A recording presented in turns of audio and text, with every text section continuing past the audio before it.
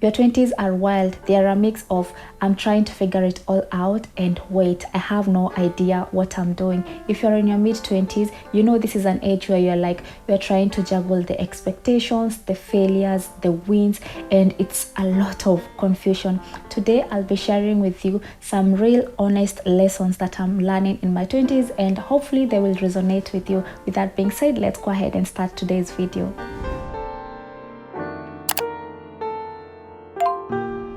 Hi guys, welcome back to my channel. My name is Gladys Karobia. Today's video we are going to be talking about lessons I'm currently learning in my 20s, or rather navigating life in our mid-20s.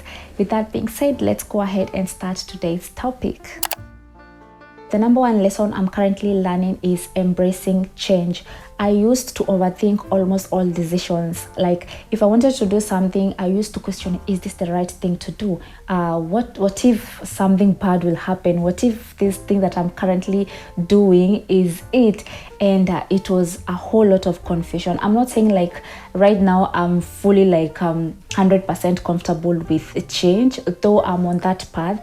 But it used to be such a battle. Like I remember there was a time I was working at this job. I wasn't really feeling fulfilled. I was just there, to be honest, just to get paid, and I wasn't happy. So I was just like, there's this other thing that I want to try, but then again I'm like, but I'm scared. What if it doesn't work out? And I will have anxiety, I will overthink, I'll be scared. But until I was just like, what's the worst that can happen anyway? I'm just gonna give it a shot. If it works, then it's fine. If it doesn't, then cool, I will keep on going. And I did it. Yes, it wasn't easy and all of that. At some point I was questioning myself, like, was this really the right decision to do? But now I'm learning to embrace change. Your 20s will come with a lot of confusion, with a lot of uncertainty. You are questioning almost everything. But I think it's a good way to embrace change and to know as you are growing, as you are navigating your 20s, you're gonna be in that point where you want to change, because something that was making you happy last year, maybe it's something that you have totally outgrown this year, and you want to change, you want to try new things, and that is totally okay. The second lesson I'm currently learning is your circle matters a lot. In your 20s, this is an age where you can be swayed into thinking oh, a lot of friends, it's a cool thing. Well, I'm not against having a lot of friends, but for some reason I do feel like it's important to ask yourself if these particular people you call your friends, are you guys aligning? Are you guys pouring onto each other and not just showing up for parties and all of those stuff, but when it comes to real life situations, you guys can help each other grow? Because I feel in your 20s, when you don't question do these people help me align with where I want to go?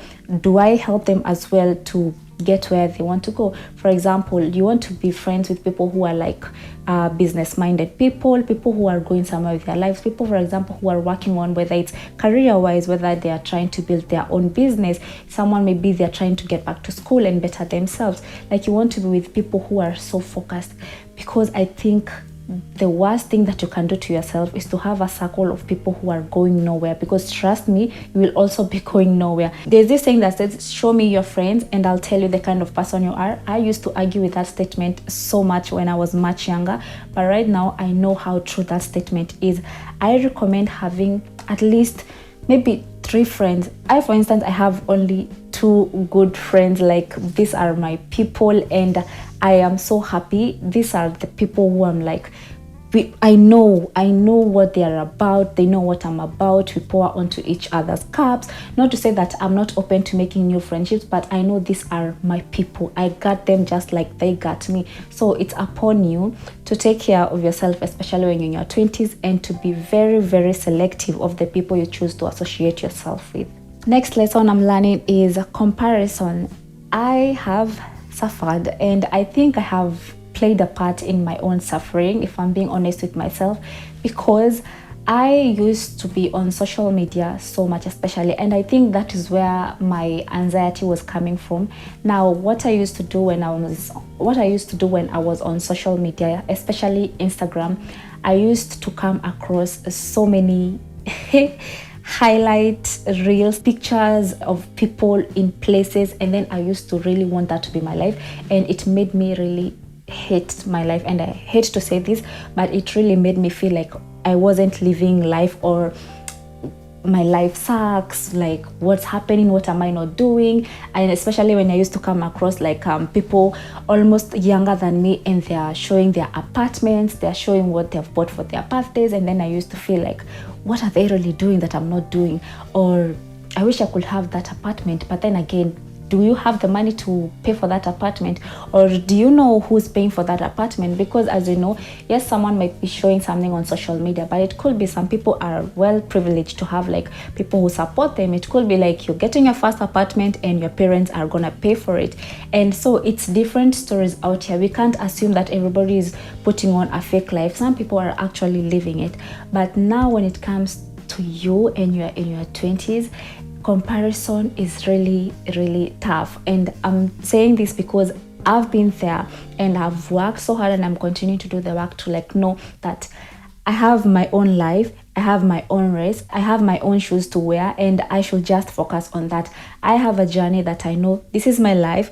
I don't want to get swayed by what I'm seeing on social media, because at the end of the day, I need to stay true to myself and my path.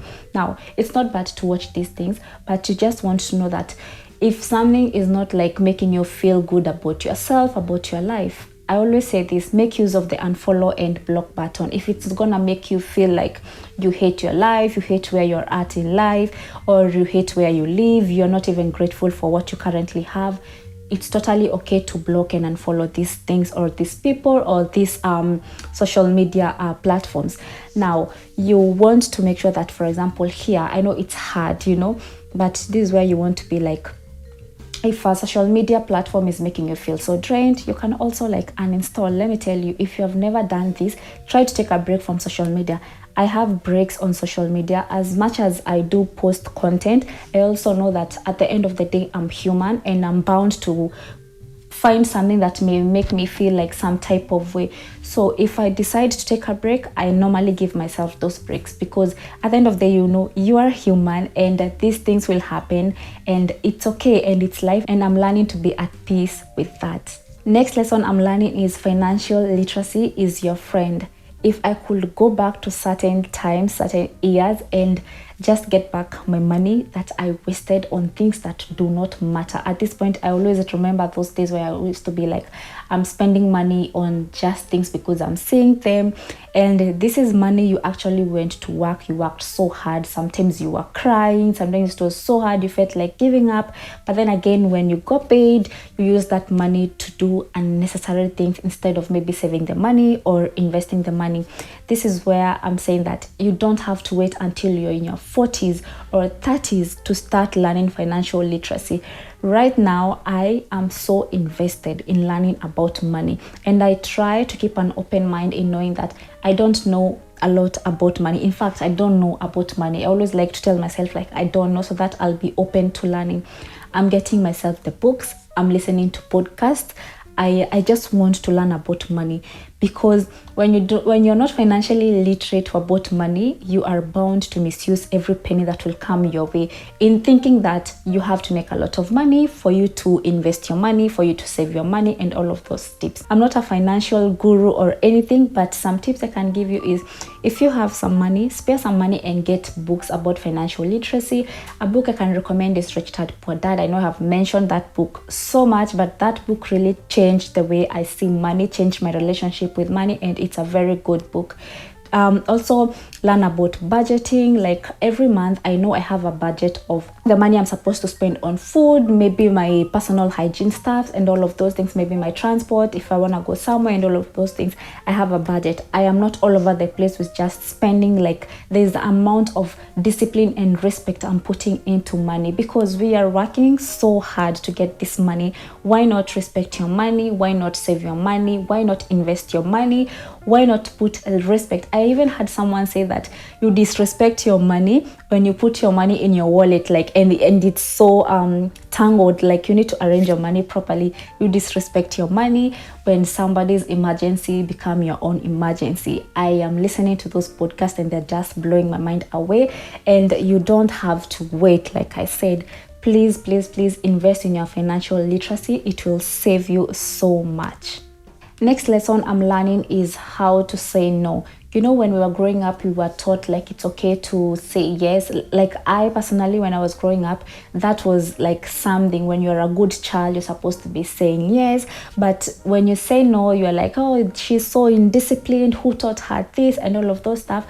But in my 20s, I think there are some situations where I was forced to learn how to say no for my own peace of mind, for my own sake, and just for my own sanity.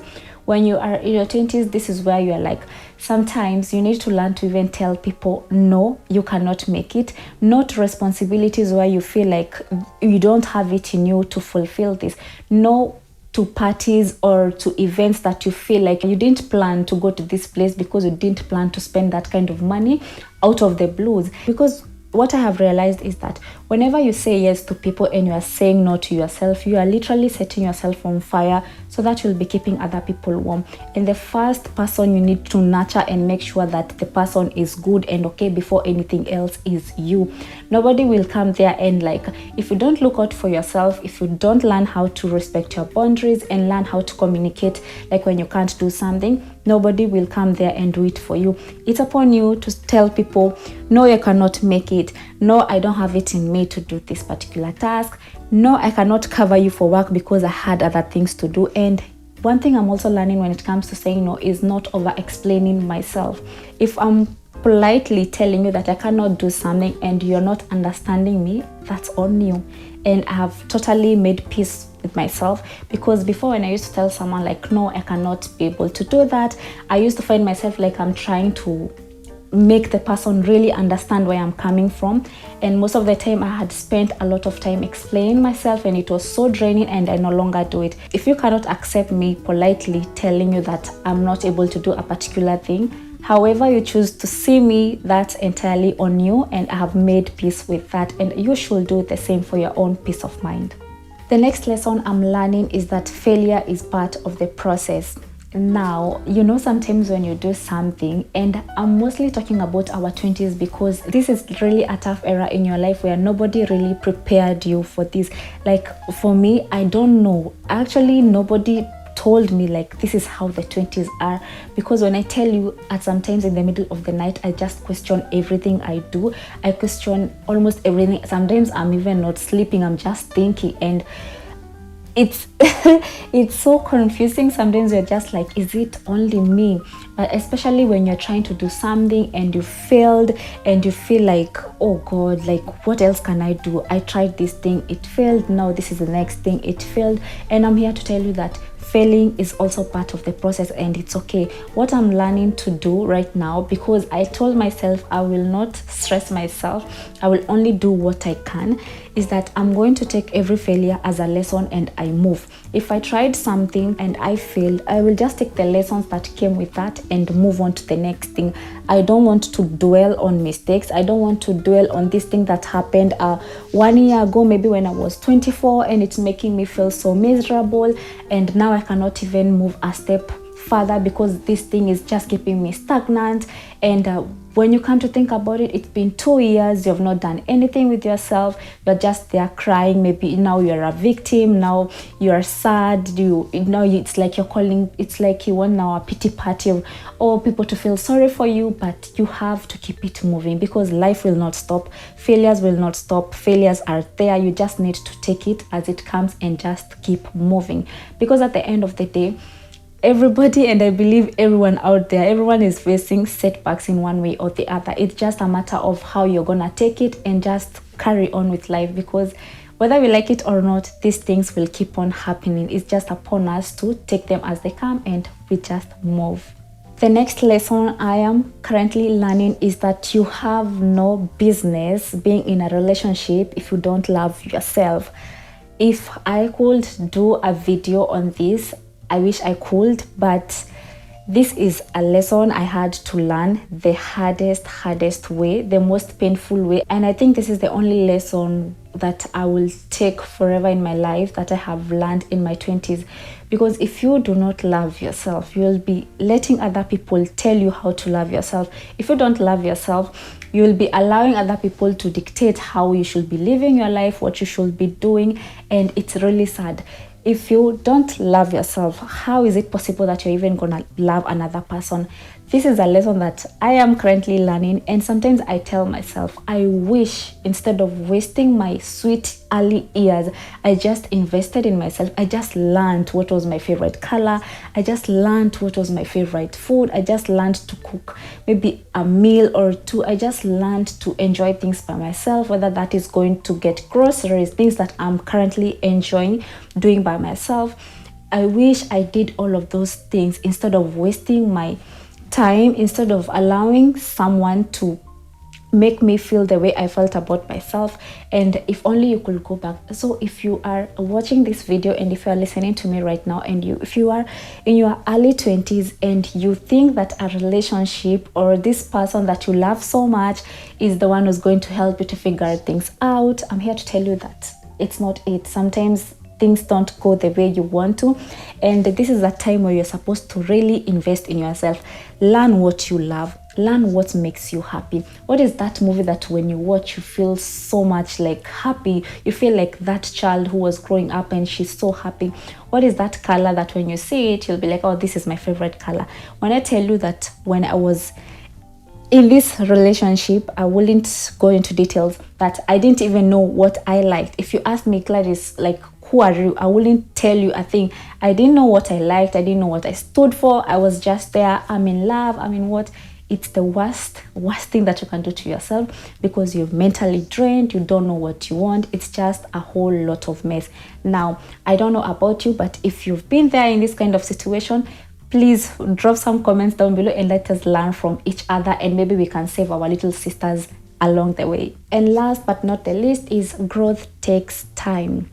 Now, this one is so dear to my heart, because we are living in an era where, for example, we are seeing things in an instant. We are seeing people of our age, like they're owning houses, they're owning cars, they're owning successful businesses.